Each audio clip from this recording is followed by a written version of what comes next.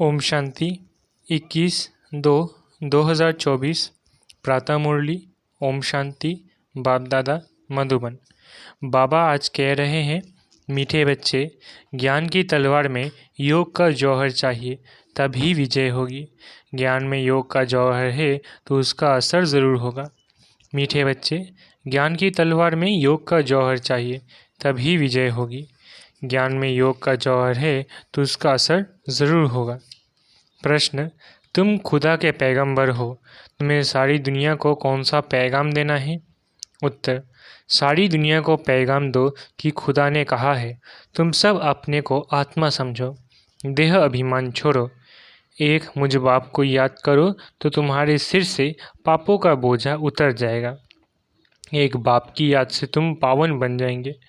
अंतर्मुखी बच्चे ही ऐसा पैगाम सभी को दे सकते हैं। ओम शांति। बाप ने समझाया है कि कोई भी मनुष्य मात्र, फिर चाहे वे दैवी गुण वाला हो या आसुरी गुण वाला हो, उनको भगवान नहीं कह सकते। ये तो बच्चे जानते हैं। दैवी गुण वाले होते हैं सतयुग में, आसुरी गुण वाले होते हैं कलयुग में। इसलिए बाबा ने लिखत भी बनाई है कि दैवी गुण वाले हो या आसुरी गुण वाले हो, सतयुगी हो या कलयुगी, ये बातें बड़ी मुश्किल से मनुष्यों को समझ में आती है। तुम सीढ़ी पर बहुत अच्छी रीति समझा सकते हो। तुम्हारे ज्ञान के बाण बहुत अच्छे हैं, परंतु उसमें जौहर चाहिए। जैसे तलवार में भी जौहर होता है। कोई बहुत तीखे जौहर वाले होते हैं। जैसे गुरु गोविंद सिंह की तलवार विलायत चली गई, उस तलवार को लेकर परिक्रमा देते हैं, बहुत साफ रखते हैं। कोई 2 पैसे की तलवार भी होती है जिसमें जौहर होता है, वो बहुत तीखी होती है, उनका दाम होता है। बच्चों में भी ऐसे हैं। कोई में ज्ञान बहुत है, योग का जौहर कम है।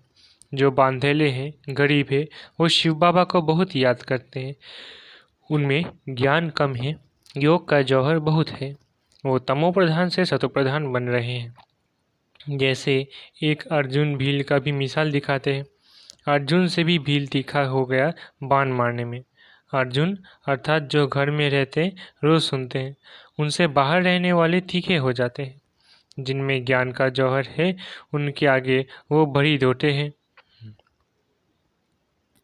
कहेंगे भावी, कोई फेल होते हैं व देवाला मारते हैं तो नसीब पर हाथ रखते हैं। ज्ञान के साथ योग का जौहर भी ज़रूर चाहिए। जौहर नहीं तो गोया कुकर ज्ञानी है।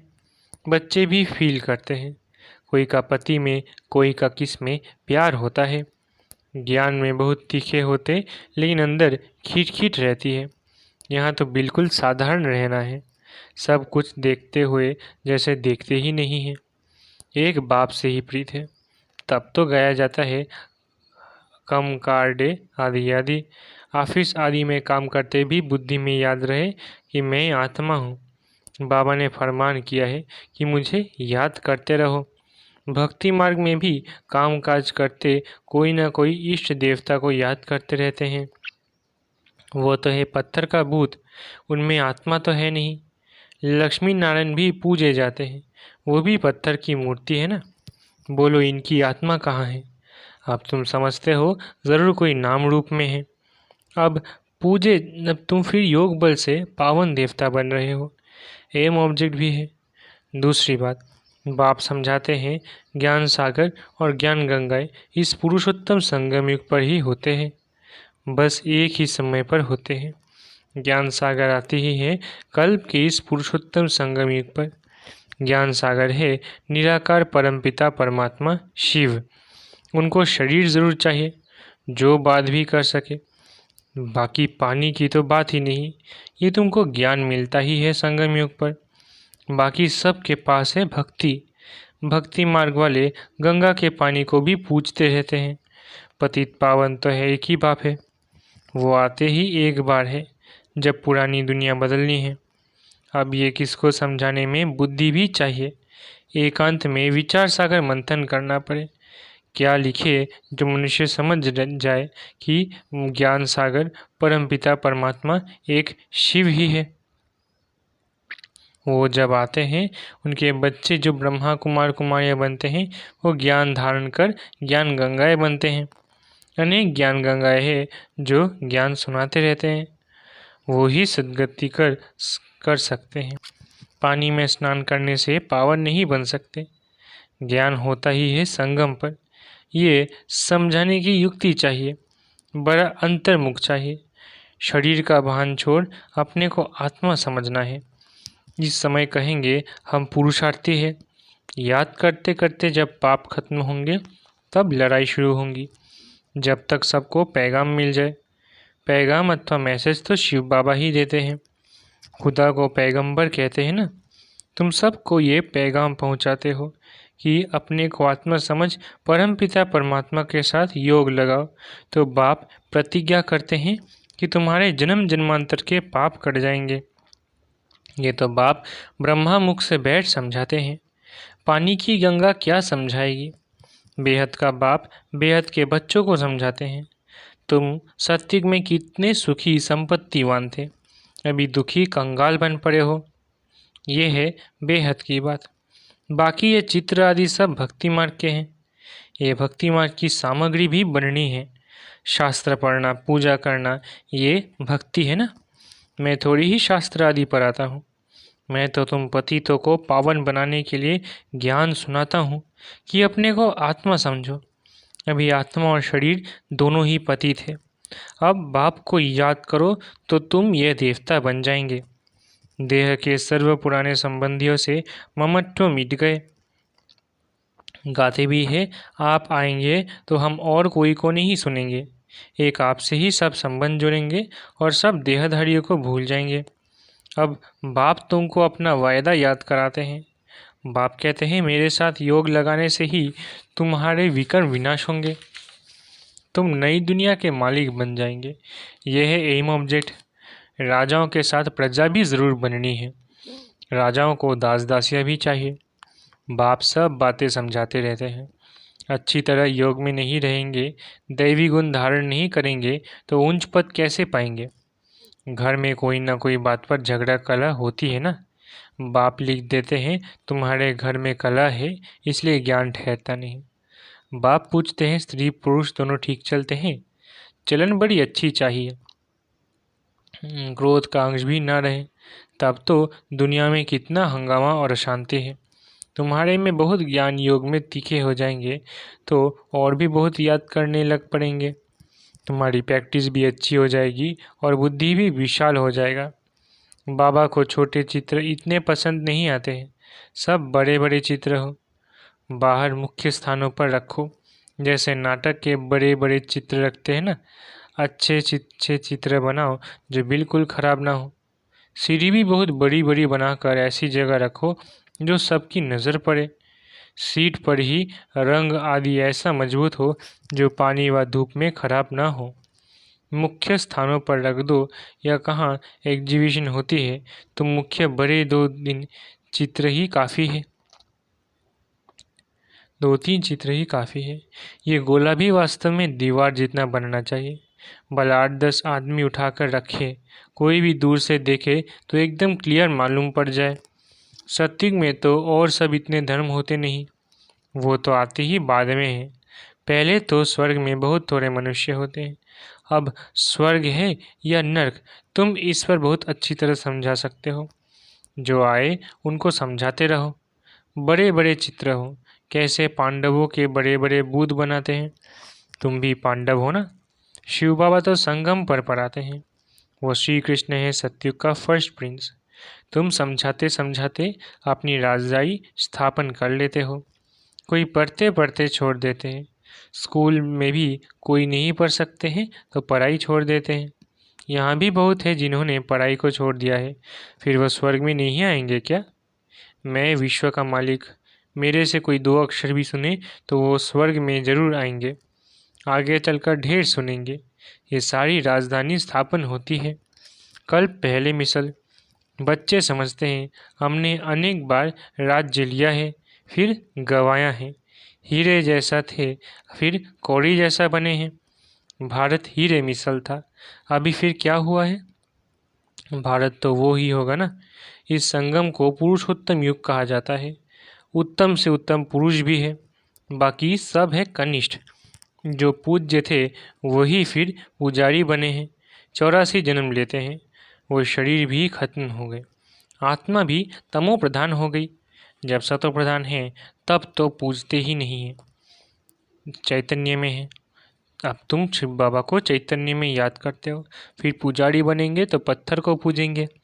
अब बाबा चैतन्य है ना, फिर उनकी ही पत्थर की मूर्ति बनाकर पूजते रहते हैं। रावण राज्य में भक्ति शुरू होती है। आत्माएं वो ही हैं, भिन्न भिन्न शरीर धारण करती आई है। नीचे गिरने से ही भक्ति शुरू होती है। बाबा फिर आकर ज्ञान देते हैं तो दिन शुरू हो जाता है। ब्राह्मण सो देवता बन जाते हैं। अब तो देवता नहीं बन कहेंगे, ब्रह्मा तो सतयुग में होता नहीं, यहाँ ब्रह्मा तपस्या कर रहे हैं। मनुष्य है ना, शिव बाबा को शिव ही कहा जाता है। इनमें तो है, इनमें भी है, इनमें है तो भी शिव बाबा कहेंगे, दूसरा कोई नाम नहीं रखा जाता। इनमें शिव बाबा आते हैं, वो ज्ञान का सागर है। इस ब्रह्मा तन द्वारा ज्ञान देते हैं, तो चित्र आदि भी बड़ी समझ से बनाने हैं। इसमें लिखत ही काम में आती है। पतित पावन पानी का सागर या पानी की नदियाँ व ज्ञान सागर और उनसे निकली हुई ज्ञान गंगाएं, ब्रह्मा कुमार कुमारियाँ, इनको ही बाप ज्ञान देते हैं। ब्रह्मा द्वारा जो ब्राह्मण बनते हैं वो ही फिर देवता बनते हैं। विराट रूप का चित्र भी बहुत बड़ा दिखाना है, ये है मुख्य चित्र। बाबा समझाते हैं, मीठे बच्चे, तुम्हें अपनी सिविल बुद्धि बनानी है। जब बाबा देखते हैं कि इनकी क्रिमिनल आई है तो समझ जाते हैं ये चल नहीं सकेंगे। तुम्हारी आत्मा अब त्रिकालदर्शी बनती है।